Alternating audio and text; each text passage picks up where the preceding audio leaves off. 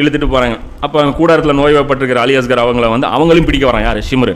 அப்போ அவங்க வந்து ஜைனப் ரலியல்லாஹு போய் கட்டி பிடிச்சிக்கிறாங்க, விடாது இந்த குழந்தையாவது விட்டுட்டு போ அப்படிங்கிறாங்க. டோட்டலாக மொத்தம் அங்கே 72 பேர் கொல்லப்படுறாங்க.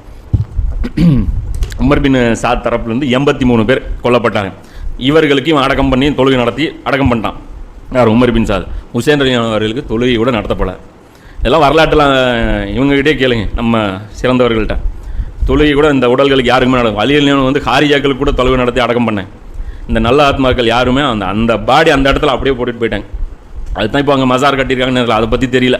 எல்லாம் அங்கே புகழ் ஏற்படுத்துகிறாங்க. எவ்வளோ பெரிய நீ பார்த்தீங்கன்னா எப்படி மஸ்ஜித் நபவியெல்லாம் எவ்வளோ பெருசாக இருக்கும் அந்த மாதிரி இருக்கும். அது கர்பலாவுடைய அந்த பள்ளிவாசல், ஹுசைனுடைய அந்த ஸ்பாட்லாம் பார்த்தீங்கன்னா ரொம்ப பெருசாக இருக்கும். இப்போ இதுதான் நடக்குது. இன்ஷா அல்லாஹ் மீதி இருக்கக்கூடிய விஷயங்கள் இன்னும் கொஞ்சம் கொண்டு போவோம். இப்போ இதுதான் ஸ்டோரி சுருக்கமாக. ஹுசைன் ரலியல்லாஹு வந்து எதுக்காக கிளம்பி போனாங்க அப்படின்னா, அவங்க கிலாஃபத்துக்காக கொண்டு போகல. அவங்க வந்து தான் அடுத்த கலீஃபான்னு சொல்லி தன்னைத்தானே டிக்ளேர் பண்ணிவிட்டு அதற்காக அவங்க போகல. அவங்க ரசூலுல்லாஹுடைய அந்த தீனை மறுபடியும் ஹயாத்தாக்க பார்த்தாங்க. மறுபடியும் ஃபஸ்ட்டிலிருந்து தாருல் அர்கம்ம தொடங்க பார்த்தாங்க.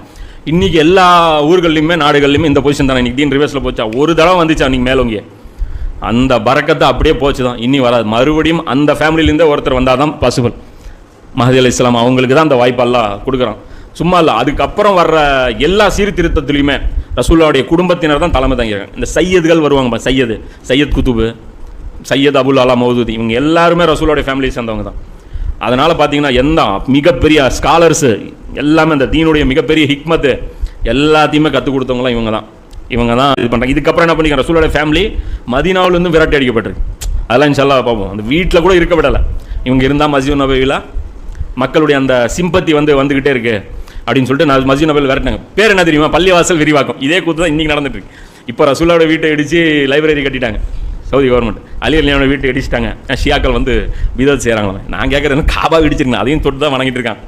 அது தொடராமல் இருக்கான்ல, அது மூட நம்பிக்கை எல்லாத்தையும் ஒழிச்சிருக்கேன். ஷாஜுல் அஸ்வத் எதுக்கு வந்து மகாம இப்ராஹிம் ஒட்டுல் வசுக்கு எல்லாத்தையும் தூக்கிடுங்க.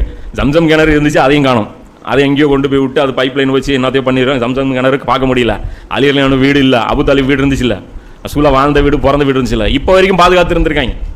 2000க்கு கொஞ்சம் முன்னாடி வரைக்கும் கூட அந்த வீடுகள்லாம் இருந்திருக்கு, ரசூலுல்லாஹுடைய வீடுகள் இருந்திருக்கு. எனக்கு முன்னாடி கொஞ்சம் வருடங்களுக்கு முன்னாடி போன ஹஜ்ஜுக்கு போன ஆட்கள்லாம் சொல்கிறாங்க, அங்கே வரும்போதெல்லாம் பார்த்துருக்கோம், ரசூலுல்லாஹுடைய வீடெல்லாம் பார்த்துருக்கோம். என்னன்னா அங்கே வந்து மரியாதை செய்கிறாங்களாம். அந்த இடத்துல வந்து துவா கேட்குறாங்க, இப்படி கை ஏந்துறாங்க. துவா என்ன, அங்கே கை ஏந்தக்கூடாதான், அது ஹராம் இல்லை. அங்கே துவா எங்கே ரசூலாட்ட துவா கேட்குறாங்க, அல்லாட்ட அவன் பதில் சொல்லிட்டு போகிறான். அது நினைவு சின்னம் இல்லை. அங்கே வர்றதே எதுக்கு? ரசூலுல்லாஹுடைய அந்த பரக்கத்துகளை பார்க்கறது தானே. அங்கே ஒவ்வொரு இடத்துல போனால் இது ரசூலா நின்ன இடம், ரசூலா உட்காந்த இடம்னா ரசூலாவோட நமக்கு ஒரு முஹப்பத் ஏற்படும். அது எல்லாத்தையும் அழிச்சுட்டு என்ன கருமாங்க, KFCயும் மெக்டானல்ட்ஸ் பார்க்கறதுக்காக நம்ம வர்றோம், நீ போட்டு வச்சிருக்கிற ஏசியும் அது எவனுக்கு வேணுங்கிறேன். எங்கேயாவது ஒரு முட்டாள் பழமை